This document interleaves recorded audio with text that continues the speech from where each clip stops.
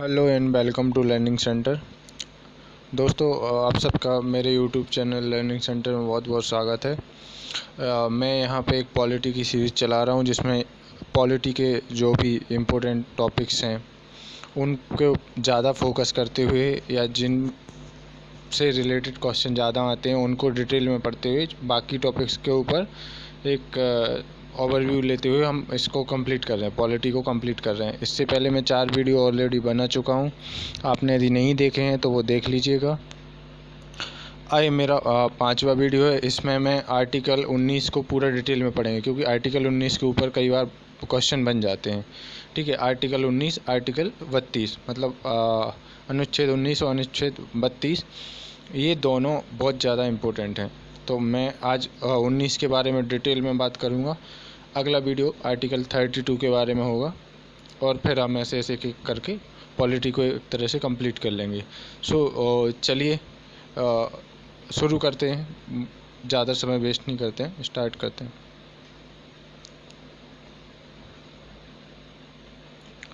Article 19, कल हमने जब फंडामेंटल राइट पढ़े थे 14 से लेके 14 से 18 के बीच में क्या थे, समानता का अधिकार। तो ऐसे अधिकार के साथ अपन ने 19 पढ़ा था, 14 से 18, फिर 19 से 22। तो 19 से 22 में जब मैंने 19 पढ़ा था तो मैंने वहाँ पे बोला था कि प्रेस की स्वतंत्रता मतलब फ्रीडम ऑफ स्पीच जो है वो कहाँ पे मिलती है, आपको 19वें आर्टिकल में मिलती है। तो 19वें आर्टिकल के कौन से भाग में मिलती है, क्लॉज 1 के कौन से पार्ट में, मतलब clause 1 A B C D। ठीक है, तो आज हम करते हैं शुरुआत इसकी। तो आर्टिकल 19 मूल संविधान में 7 तरह की स्वतंत्रता का उल्लेख था। तो 19 के अंदर कितनी 7 प्रकार की स्वतंत्रताएं थीं, बट अब कितनी हैं, अब 6 हैं। अनुच्छेद 19 फर्स्ट क्लॉज का जो F वाला सेक्शन था उसमें संपत्ति का अधिकार था, जिसको 44वें संविधान संशोधन में 1978 में हटा दिया गया है। तो अब जब F हट गया है तो कितने बचे, पहले कितने थे 7 थे, अब 6 बचे हैं। तो अभी ये पूछा जाएगा क्वेश्चन में कि 19 के फर्स्ट क्लॉज में कितने पार्ट है, कितने सेक्शन है। तो वो सब क्लॉज बोल सकते हैं, इनको सब क्लॉज भी बोलते हैं। तो कितने सब क्लॉज हैं, तो भाई 6 सब क्लॉज हैं अभी वर्तमान में। पहले कितने थे, 7 थे। कब हटाया गया, 44वें कॉन्स्टिट्यूशनल अमेंडमेंट में 1978 में हटाया गया। ठीक है, अब जो भी चीज़ है वो हर चीज़ को मैंने हिंदी इंग्लिश दोनों में लिखा है, जिससे जो भी इंग्लिश मीडियम वाले हैं उनको कोई प्रॉब्लम नहीं हो, जो हिंदी मीडियम वाले हैं उनको भी कोई प्रॉब्लम नहीं हो। मैं दोनों में पढ़ता जाऊंगा, कम ही समय में अपन कवर कर लेंगे। तो चलिए आगे बढ़ते हैं। Article 19, protection of certain rights regarding freedom of speech and etcetera. तो अनुच्छेद 19 में बोलने की स्वतंत्रता के तहत कुछ अधिकारों का संरक्षण है। वो क्या है, तो मैं फर्स्ट क्लॉज में पढ़ता हूँ। तो all citizen shall have the rights, मतलब सभी नागरिकों को अधिकार होगा। क्या अधिकार होगा, मैं वो भी पढ़ देता हूँ, पहले 1 बाय 1 में पढ़ता जाता हूँ। तो 19 article 19 first clause and sub clause a में क्या लिखा है, to freedom of speech and expression, मतलब आपके पास किस चीज़ का राइट है, भाषण एवं अभिव्यक्ति की स्वतंत्रता है आपके पास। फिर इसका जो सेकंड पार्ट है, मतलब बी पार्ट है, बी सब क्लॉज है, उसमें क्या है, to assemble peacefully and without arms, मतलब शांतिपूर्वक बिना हथियार के एकत्रित होने और सभा करने की स्वतंत्रता है।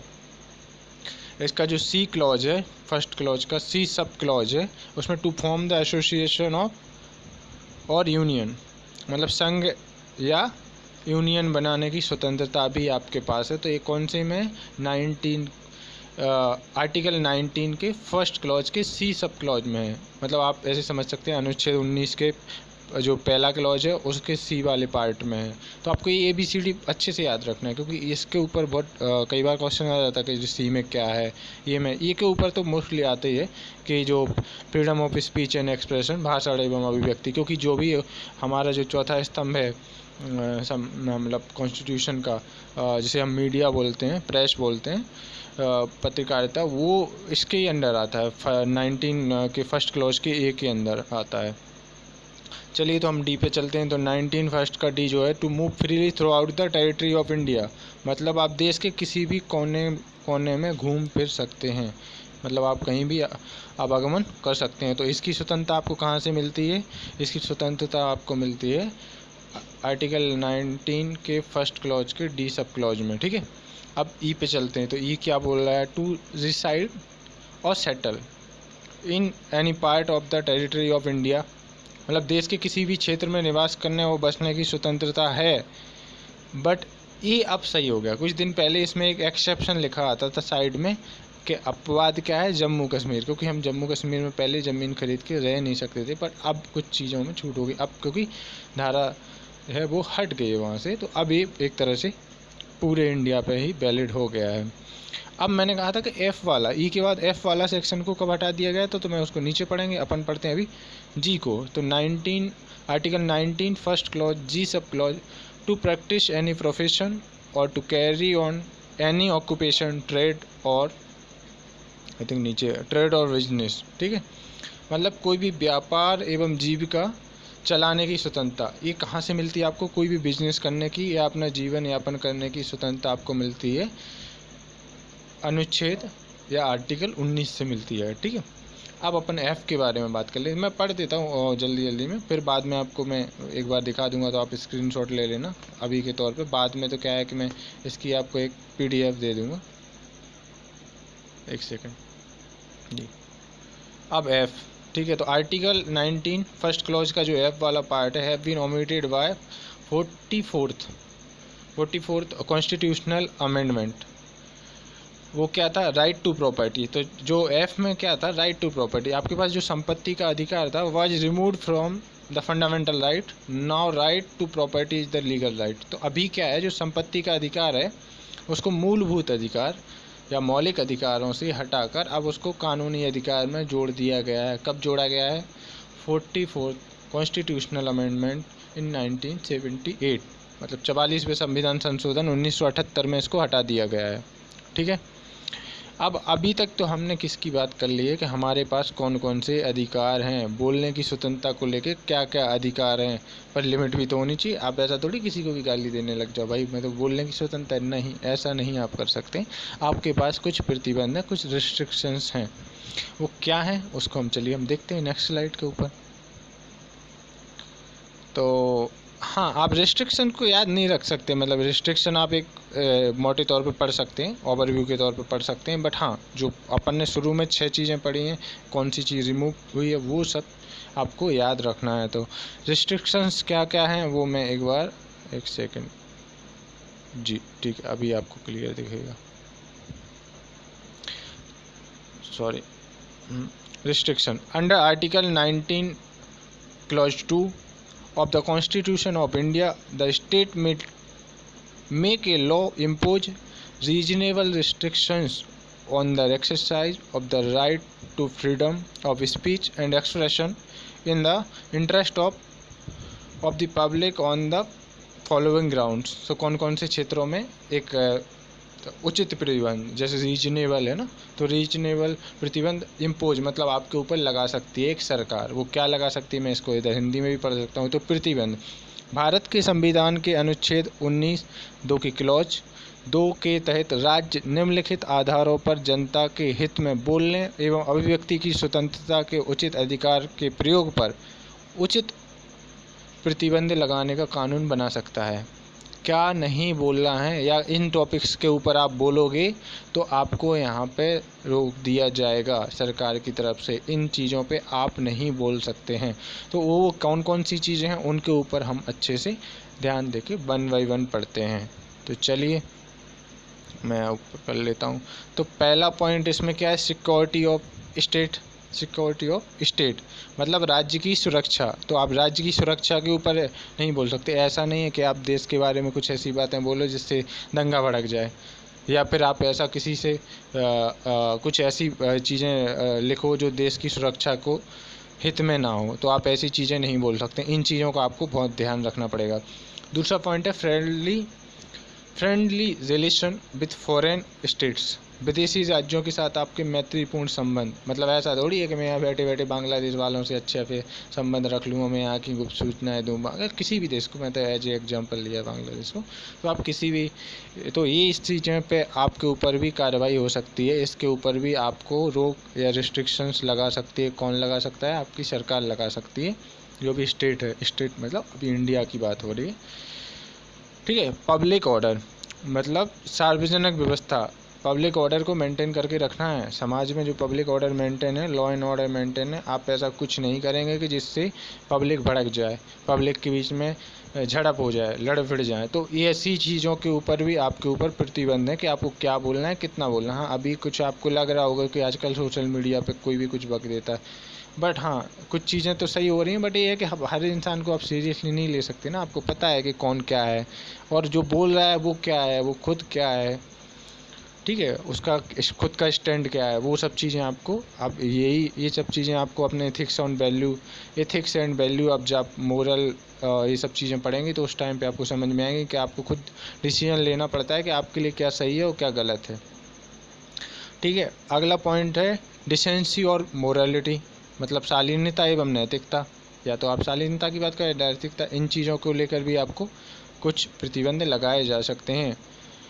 कंटेम्प्ट ऑफ कोर्ट मतलब अदालत की अपमानना। ऐसा नहीं है कि अदालत का कोई जो कानून पास हुआ है, वहाँ से कोई लॉ पास हुआ है, वो आया है आपके पास, आपको, या सॉरी, लॉ तो आपका जो पार्लियामेंट है वहाँ से पास होता है।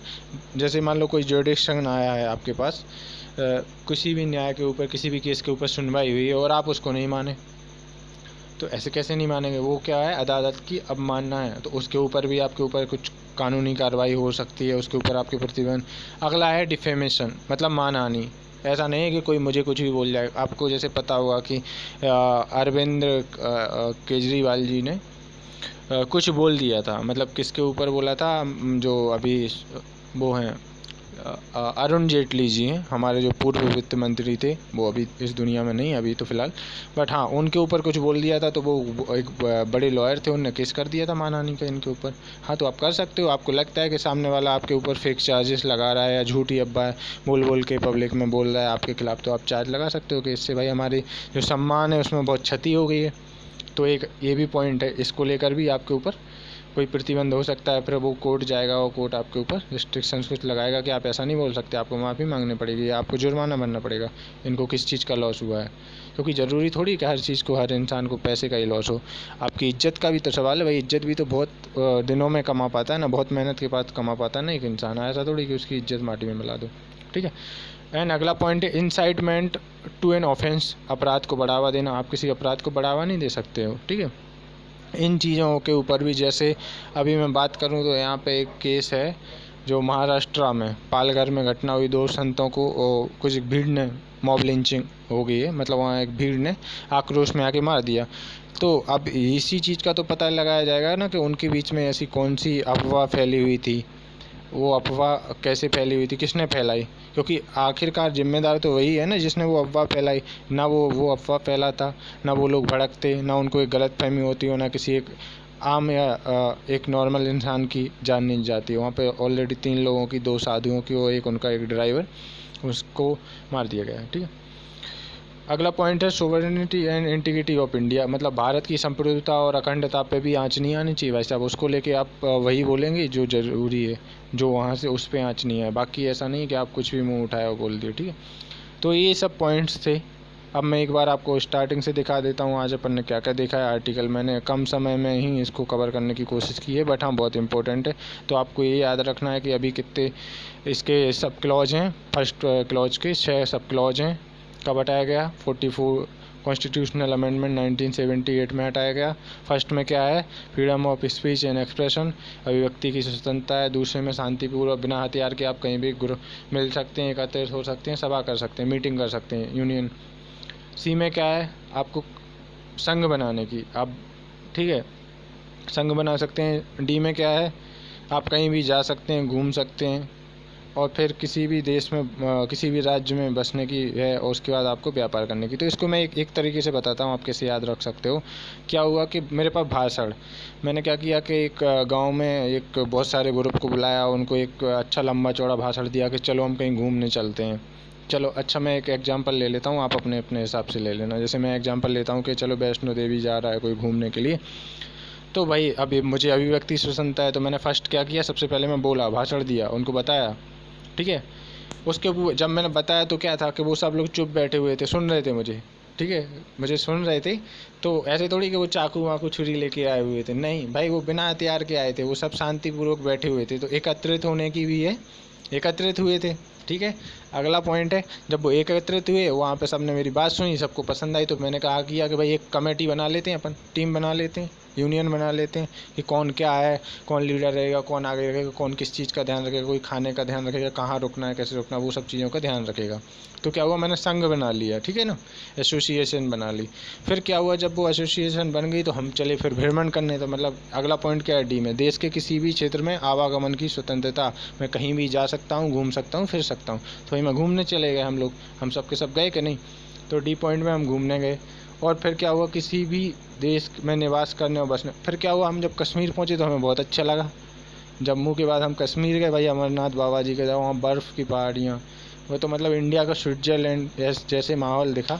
तो भाई सबका वहाँ मन हुआ कि वहीं बस जाते हैं। अब जब बस जाएंगे तो रहेंगे कहाँ घर लेके। तो वहीं पे क्या किया हमने, निवास बनाने की और बसने की स्वतंत्रता, हमें तो स्वतंत्रता है, तो हम वहाँ बस गए। अब जब बस गए तो वहाँ खाएंगे पिएंगे क्या, कुछ तो धंधा पानी करना पड़ेगा ना, कुछ तो काम करना पड़ेगा।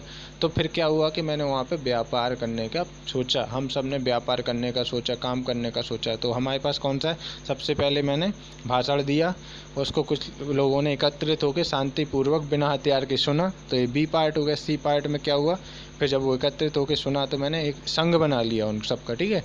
और डी पार्ट में क्या हुआ, फिर हम लोग घूमने चले गए, मतलब आवागमन की स्वतंत्रता है। फिर डी के बाद ई में आ जाओ। ई में क्या है, जब हम वहाँ गए, हमें वहाँ अच्छा लगा तो हम वहीं बस गए, बसने का, निवास करने की स्वतंत्रता। ऐप को हटा दिया गया, संपत्ति नहीं है। तो ये आप रख सकते हो थोड़ा याद करने के लिए। तो मैंने एक कहानी टाइप में बदल दिया जिससे भूले नहीं हम।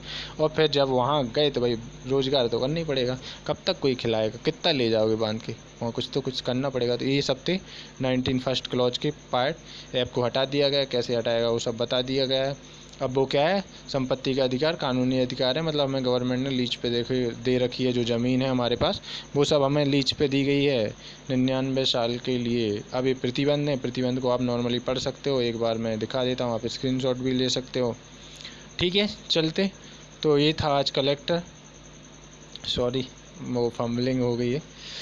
ये था आज का लेक्चर, और मुझे उम्मीद है कि आपको ये लेक्चर पसंद आया होगा। यदि आपको पसंद आया तो आप इसको लाइक कीजिए, अपने दोस्तों के साथ शेयर कीजिए, और उनको बताइए कि आपके पास बोलने के लिए क्या क्या फ्रीडम है, आप क्या क्या बोल सकते हो, क्या क्या नहीं भी बोल सकते। ये बहुत जानना ज़रूरी होता है कि आप क्या नहीं बोल सकते, क्योंकि बोलने का तो सबको पता है हम क्या बोलो, कुछ भी बोल दो, नहीं, बट क्या नहीं बोल सकते वो भी पता होना चाहिए। और आप आगे फर्दर वीडियो जो भी आएंगे, इसके अलावा जैसे मेरा पॉलिटी कंप्लीट होता है, मैं प्लान कर रहा हूँ कि मैं केमिस्ट्री का भी लेक्चर बनाऊँ, फिज़िक्स का भी बना दूँ, मैथमेटिक्स का एंड रीजनिंग का, सबके 1 बाय 1 बनेंगे। मैं थोड़ा सा टाइम लग रहा है मुझे कंटेंट तैयार करने में। सो चलिए फिर मिलते हैं अगले वीडियो में। Thank you, thanks for watching. जय हिंद।